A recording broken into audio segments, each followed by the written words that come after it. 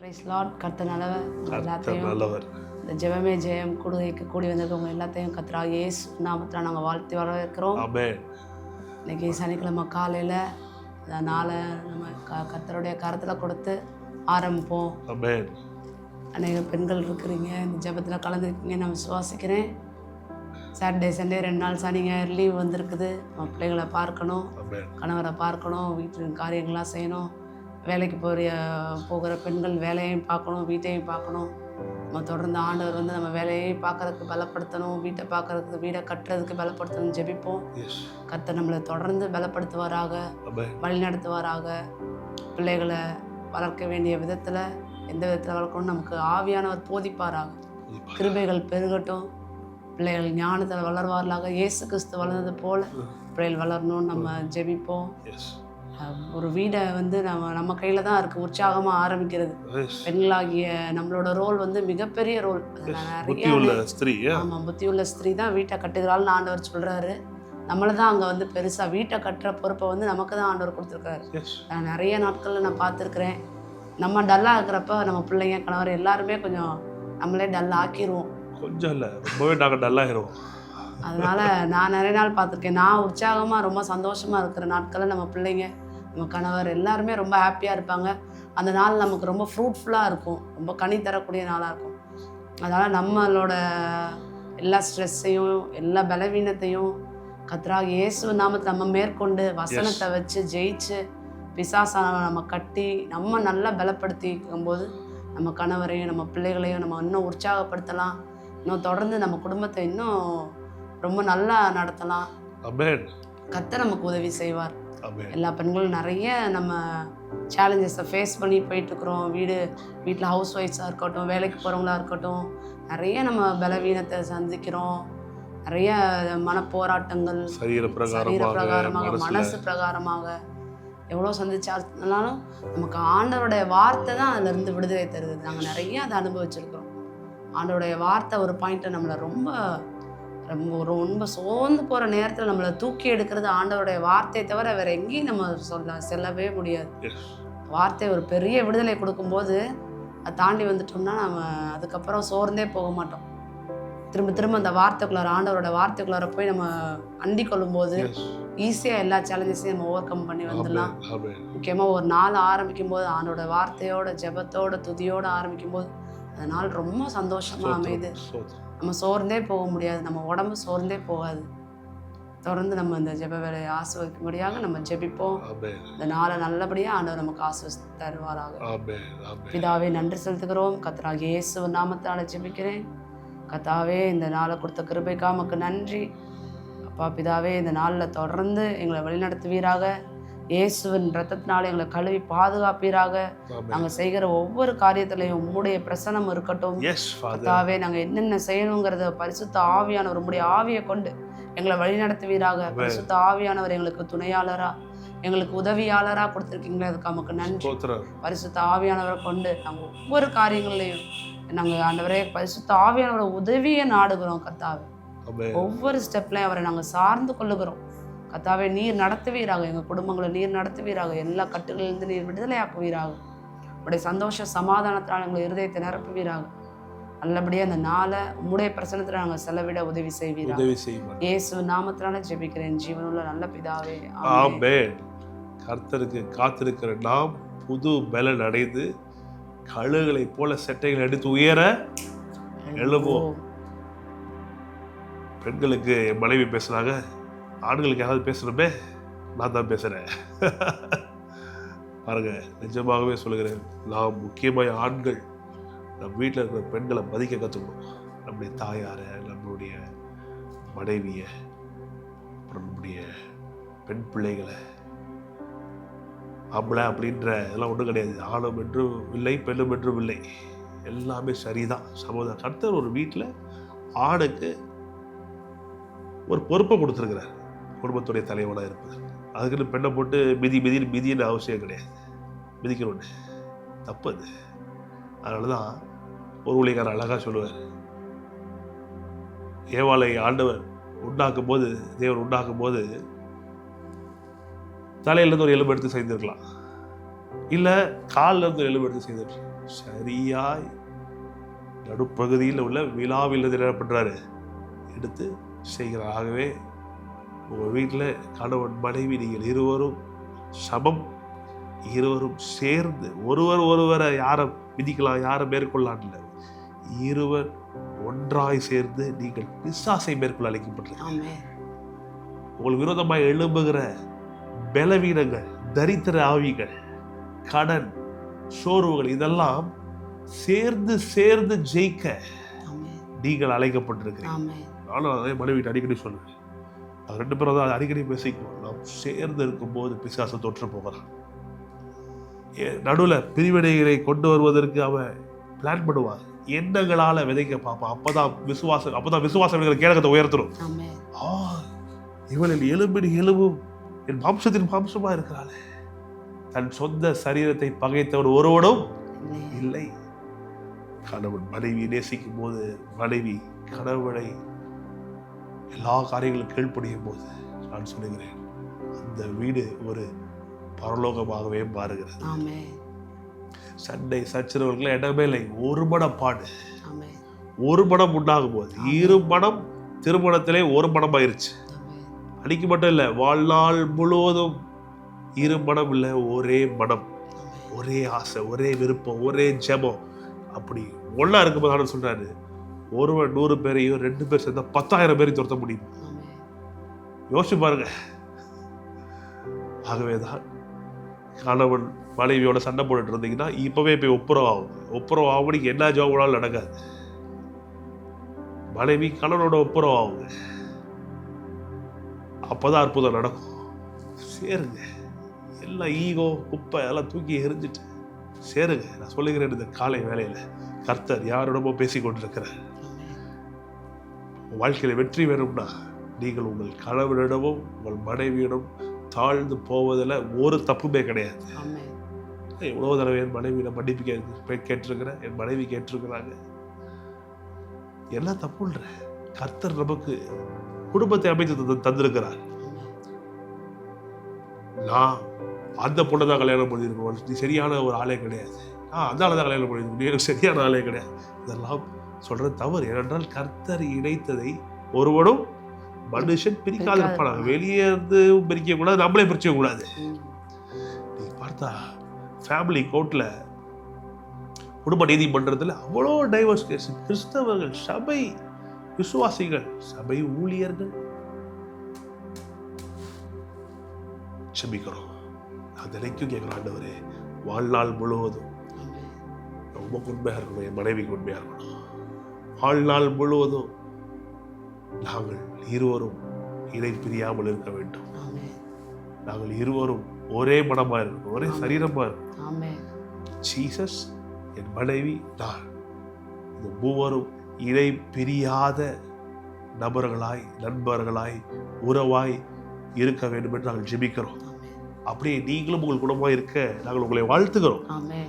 ஆகவே இந்த நாளில் பாருங்க, ஒருவேளை வீட்டில் லீவில் உங்கள் கணவன் மனைவி பிள்ளைகள் எல்லாம் இருந்தீங்கன்னா, spend quality time with your family.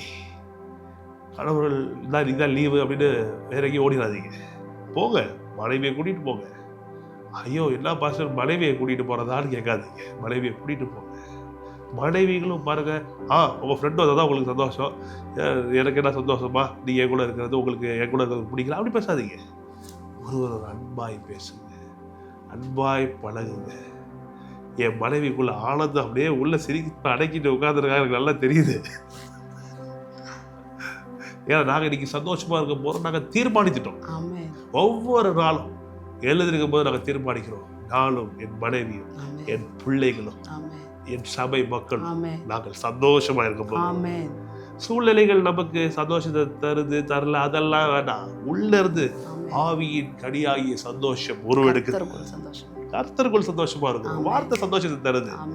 எந்த சூழ்நிலையும் மன ரம்மியமா இருக்க, எந்த மன ரம்மியமாய் எந்த சூழ்நிலையும் மனைவியை பார்த்தாலே மன ரம்மியமாயிரும். ஆகணும் மனைவி கணவனை பார்த்தா வட்டாம்பர் வந்துருச்சு பாரு, இப்படியே இருந்தோம்னா, வீட்டில் எலி பூடையமாக இருந்தோம்னா டாம் அண்ட் ஜெர்ரி தான் கட்சி வரைக்கும் அடிச்சுக்கிட்டே இருக்க வேண்டியது. பட் கர்த்தரை நினைத்திருக்கிறார். சேர்ந்து ஜாப் பண்ணலாம், சேர்ந்து விசுவாசிக்கலாம், சேர்ந்து முன்னேறலாம். நான் பார்த்துருக்கேன் சில வீடுகள்லாம் கணவன் மனைவி ஒற்றுமையாக இருந்து வாழ்க்கையை சூப்பராக நடத்தி கொண்டு இருக்கிறாருங்க. அவங்களாம் கற்றுக்கு நன்றி செலுத்துறேன்.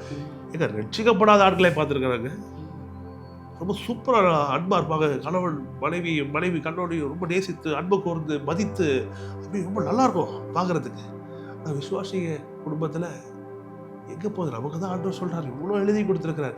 கிறிஸ்தவத்தை போல திருமணத்தை மதிக்கிற வேற ஏதாவது இருக்க முடியுமா? இல்லை வேற ஏதாவது இவ்வளோ ஒரு ஒழுக்கத்தை சொல்லி கொடுக்குதா? ஆண்டவர் சொல்றாரு, ஒருவனுக்கு ஒருத்தியை தான் படைச்சேன், இவங்க 2 பேருக்கு நடுவில் நானே சாட்சியா இருக்கிறேன். எங்க கல்யாணத்துல எங்களுக்கு ரெஜிஸ்ட்ரேஷன் ஆகும்போது 2 பேர் கையெழுத்து போட்டாங்க. கடவுள் சொல்றாரு, அதெல்லாம் வேறப்பா, ஆனா உங்க 2 பேருக்கு நடுவில் சாட்சியா இங்க கையெழுத்து போடுற இதெல்லாம் அது இங்க உலகத்துல, ஆனால் கடவுள் எங்க 2 பேருக்கு நடுவில் சாட்சியா இருக்காரு.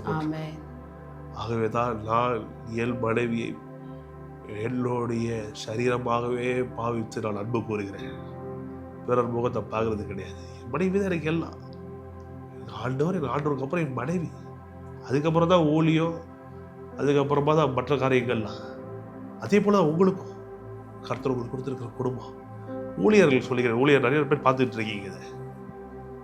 நீங்க உங்க ஊழியத்துல நேரம் செலவு பண்ணிக்கிறவங்க ஊழியம் வளரும்.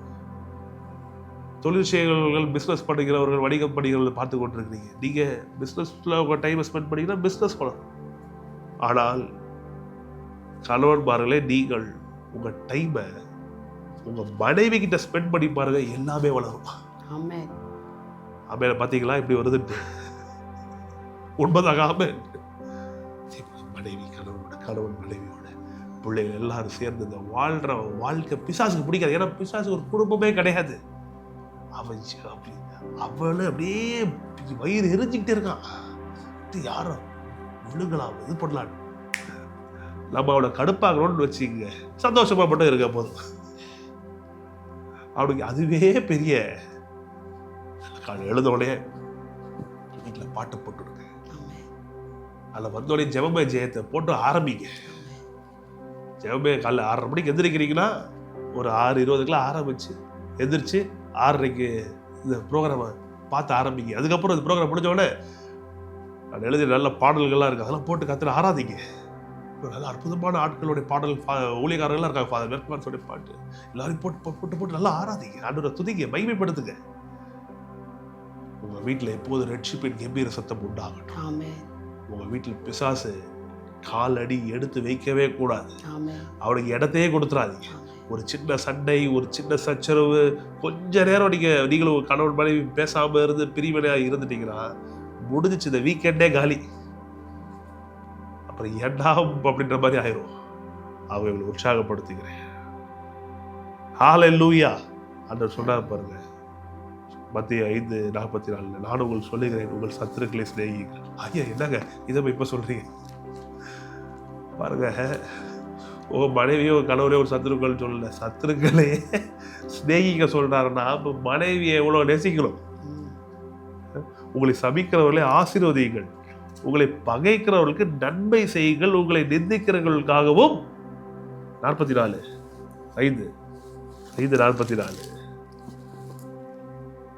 உங்களை நிந்திக்கிறவர்களுக்காகவும் உங்களை துன்பப்படுத்துகிறவர்களுக்காகவும் ஜெபம் பண்ணுங்கள். பாருங்க, சத்துருக்களை நேசிக்கணும், சபிக்கிறவர்களை ஆசீர்வதிக்கணும், பகைக்கிறவர்களுக்கு நன்மை செய்யணும், நிந்திக்கிறவர்களுக்காகவும் உங்களை துன்பப்படுத்துறதுக்காகவும் ஜெபம் பண்ணணும். இவ்வளோ விஷயத்த எல்லாம் பண்றதுக்கு ரெடி. ஆனால் மனைவி கிட்ட வந்து ஒரு சாரி கேட்கறதுக்கு, மனைவி கணவன்கிட்ட ஒரு ஒப்புரவாகிறதுக்கு யோசிக்கக்கூடாது. ஆண்டவர் சத்துருக்களையே சிநேகினார்னா, நான் சொல்றேன், மனைவியை அதிகமாக நேசிக்கணும், மனைவி கணவன் அதிகமாக நேசிக்கணும். ஏதோ பார்த்து நல்ல கட்டி வச்சுட்டாங்க அப்படின்னு நினைக்கக்கூடாது. ஐயோயோ தப்பாக முடிவு பண்ண, ஒரு தப்பாக முடிவு பண்ணலையே, கரெக்டாக தான் கர்த்தர் உங்களுக்கு கொடுத்துருக்கிறார். நீங்கள் கல்யாணம் பண்ணியிருக்கிற உங்க மனைவி கர்த்தர் உங்களுக்கு கொடுத்த மனைவி. ஆமென். சகோதரிகள் சொல்லுகிறேன், நீ கல்யாணம் பண்ணியிருக்கிற உங்களுடைய கணவர்கள் அவர்கள் தான் கர்த்தர் உங்களுக்கு கரெக்டா கொடுத்துருக்காரு. ஆமென். சகோதரிகளுக்கு சொல்றேன், நீங்க நினைக்க கூடாது, ஐயோ தப்பு பண்ணிட்டோம், இது பண்ணிட்டோம், அது பண்ணிட்டோம். பிசாசுடைய வஞ்சனைகள், பிசாசு ஏமாற்றுகிறவன் சரியா கர்த்தர் மேட்ச் பண்ணி வச்சிருக்காரு. வார்த்தையை எடுத்து பேசி ஜெபிக்கும் போது அங்க அற்புதங்கள் நடக்கும். ஆமென். விசேஷம் அந்த நாள்ல கர்த்தாவே குடும்பங்கள் ஆசீர்வதிங்க. ஆமென்.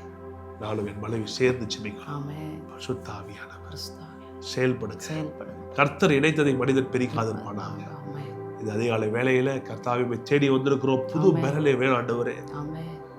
கர்த்தாவே திருமணங்கள் புதுப்பிக்கப்படட்டும். ஆமென்.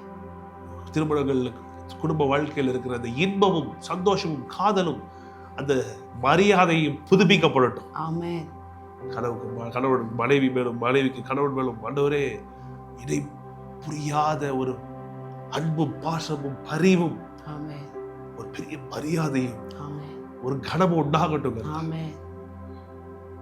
ஒருவர் மேல் ஒருவர் பேசின எல்லா மரணத்துக்கு ஏதுவான தீமையான வார்த்தைகள் எல்லாவற்றையும் நிராகரித்து ஆமென். ஒருவர் ஒருவரை ஆசீர்வதிக்க, வாழ்த்த, பலப்படுத்த, ஆமென். பலவீனத்திலே தாங்க கர்த்தர் உதவி செய்வீராக. உதவி செய்வீராக. கர்த்தாவே டைவர்ஸ் பண்ண வேண்டும் என்கிற எண்ணங்கள் எங்கள் மக்கள் மனதில் இருந்து அகன்று போவதா. ஆமென். இயேசுவின் நாமத்தினாலே விவாக ரத்துகளை நாங்கள் ரத்து செய்கிறோம். ஆமென். இயேசுவின் நாமத்தினாலே. இயேசுவின் நாமத்தில். In Jesus name. In Jesus name. சபைகள்ல கர்த்தரை ஆவியோடும் உண்மையோடும் தொழுது கொள்கிற ரட்சிக்கப்பட்ட பிள்ளைகள் வாழ்க்கையில விவாகரத்துகள் கிடையாது. இயேசுவின் நாமத்தில். ஆமென். மாறாக let them celebrate silver jubilees. Amen. Let them celebrate wedding anniversaries. Let them celebrate golden jubilees. Amen. Let them celebrate platinum jubilees. Amen. Let them celebrate diamond jubilees. Amen. In Jesus name. In Jesus name. இயேசுவின் நாமத்தில். இயேசுவின் நாமத்தில். கர்த்தர் நீர் அடுக்கரகம் செய்வீராக. ஆமென். அடுக்கரகம் செய்வீராக. அனுக்கிரகம் செய்வீராக. அடுக்கரகம் செய்வீராக. அனுக்கிரகம் செய்வீராக. குடும்பமாய் விசுவாசித்து ஆமென். பெருகட்டும் ஆண்டவரே. செழிக்கட்டும் ஆண்டவரே. ஆமென். முன்னேறட்டும் ஆண்டவரே. ஆமென். இந்த திருமணமாகாத அன்பு தம்பி தங்கச்சிகளுக்காக ஜெபம் பண்றோம். இயேசுவின் நாமத்தினாலே திருமணம் உண்டாகட்டும். ஆமென். சரியான வாழ்க்கை துணையை கொண்டு வருவீராக. ஆமென். திருமணம் பண்ணி வைப்பீராக. ஆமென். கர்த்தாவே நீங்க தான் அப்பா.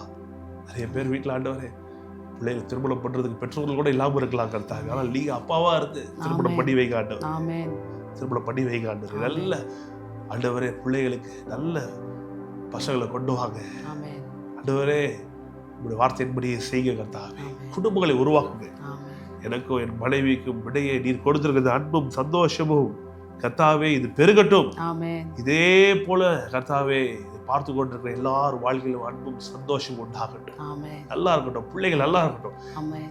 விசேஷமைகள் சபை மக்கள் ஒவ்வொருவரையும் நான் வாழ்த்தி ஆசீர்வதிக்கிறேன். ஆமென். இதை பார்த்து கொண்டிருக்கிற ஊழியர்களை வாழ்த்தி ஆசீர்வதிக்கிறேன். ஆமென். அவங்க குடும்பங்களை ஆசீர்வதிக்கிறேன். விசேஷமாய் ஊழியத்தை கெடுக்க நினைக்கிற பிசாசு, ஆமென். அது ஊழியக்காரர்கள் வீட்டுல திருமணங்கள்ல கோளாறுகளை கொண்டு வர நினைக்கிற பிசாசு ஆமென். இயேசுவின் நாமத்தினாலே, இயேசுவின் நாமத்தினாலே ஊழியக்காரனை பாவம் செய்ய வைக்க நினைக்கிற ஆவிகள், விபச்சார ஆவிகள், வேசித்தன ஆவிகள் எல்லாவற்றையும் இயேசு நாமத்தினால் நானும் என் மனைவியும் சேர்ந்து கட்டுகிறோம். இயேசுவின் நாமத்தினால் ஆமென். கட்டுகிறோம். ஊழியர்கள் தங்கள் மனைவிக்கு உண்மையாய் இருப்பார்களா? ஆமென். மனைவி தங்கள் ஊழியர்களுக்கு, தங்கள் கணவன்மார்களுக்கு, பாஸ்டர் கணவன்மார்களுக்கு உண்மையா இருப்பார்களா? ஆமென்.